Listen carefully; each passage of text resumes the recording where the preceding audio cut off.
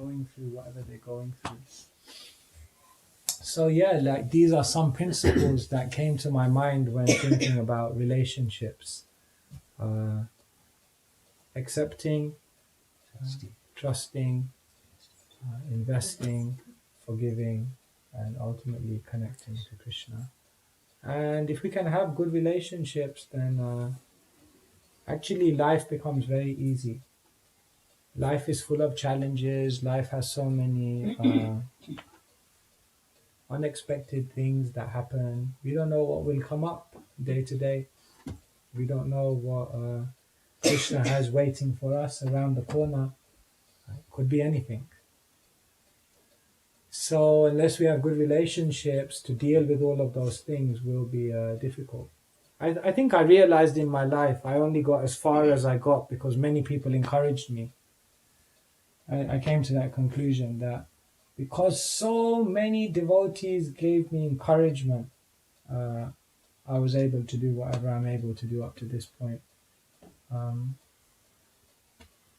I realized that's the most valuable thing we have, relationships. So we should think deeply, what are the quality of my relationships? Because the quality of your relationships will basically determine the quality of your life. Hare Krishna. Hare Krishna.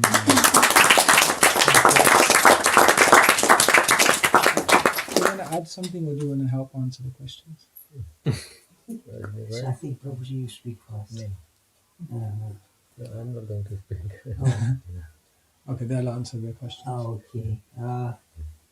So you talked about accepting, what was the next thing? Trusting, investing, forgiving, relationship with Krishna.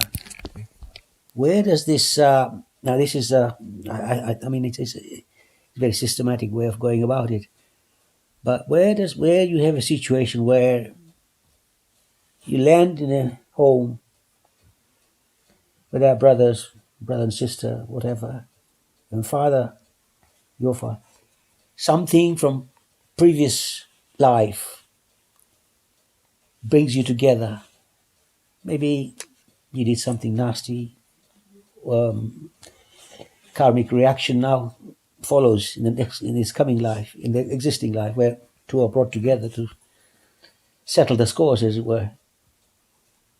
With a situation like that, I'm not sure whether we can start putting into practice what you just say, except perhaps if Krishna was right there from the beginning between the two, or one of the persons who is trying to accept for his previous life's bad deeds to that person who is with you now, and he is settling the scores with you in a nasty way, assuming that's the case. So should you just be forgiving? Should you just be trusting when someone is blatantly mistreating or taking advantage? And humility as well, I imagine, should come in as well. Sure.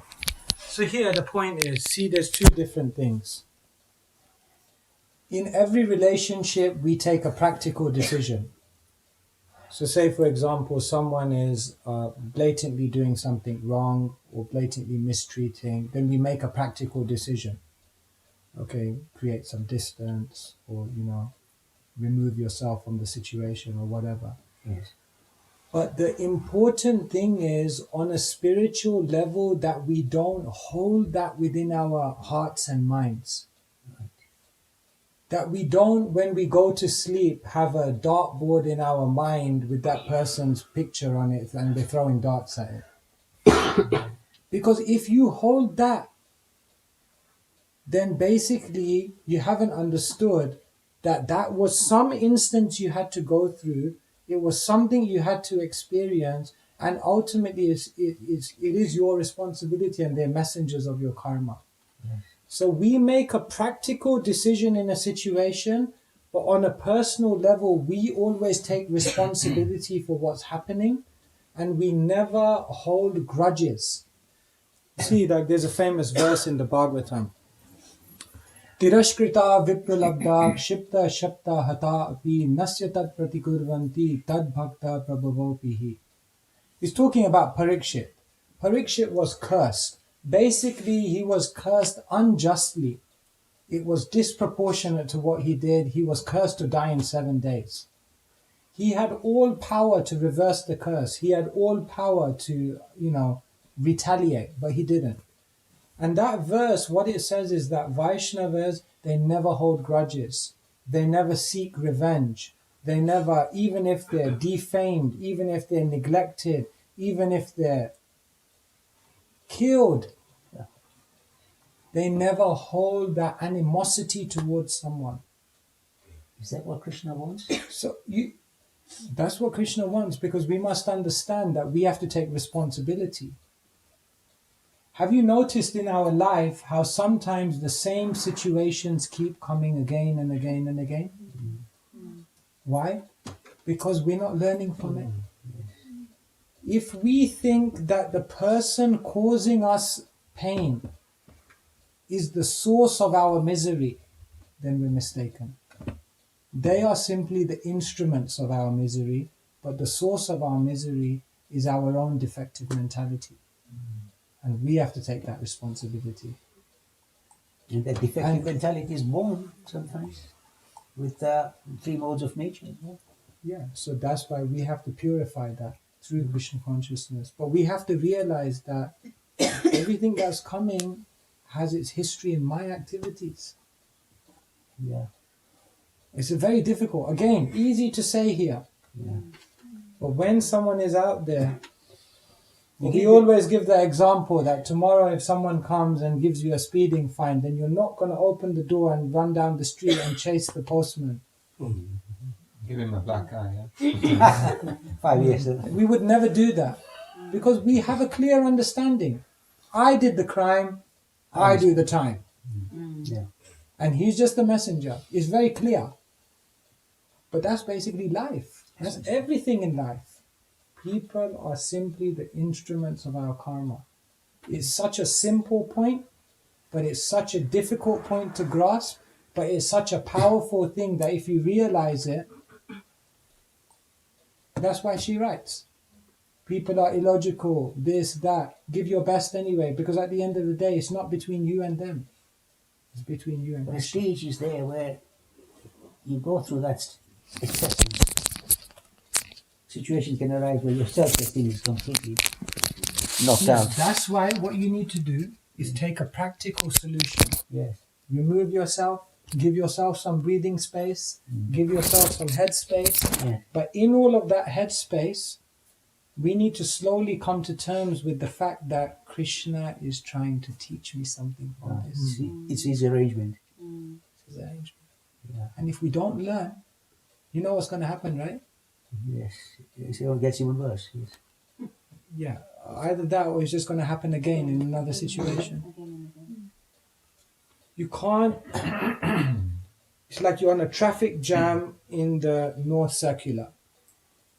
And you think, I'm going to be the smart one who's going to do a redirect on the sat-nav.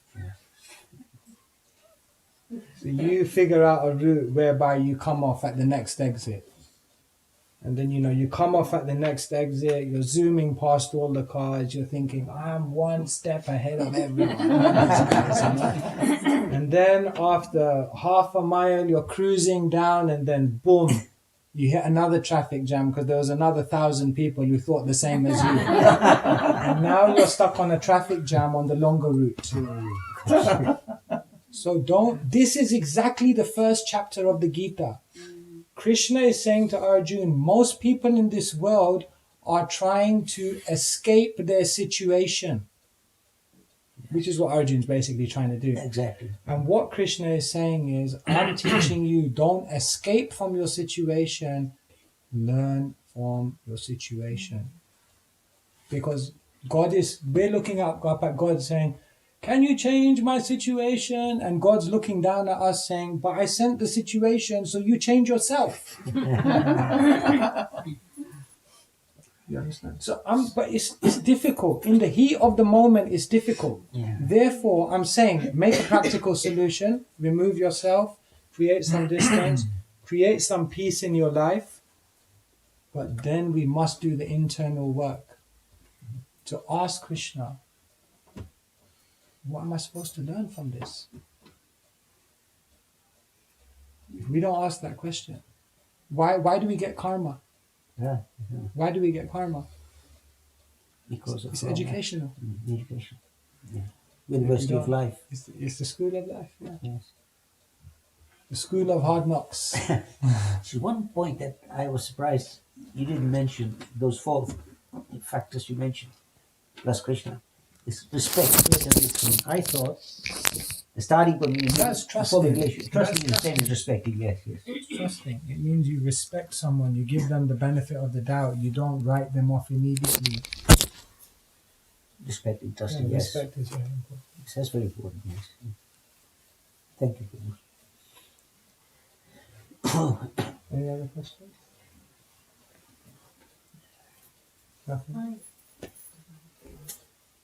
All of your points are to do with attachment, but they're to do with aversion, going from aversion to detachment.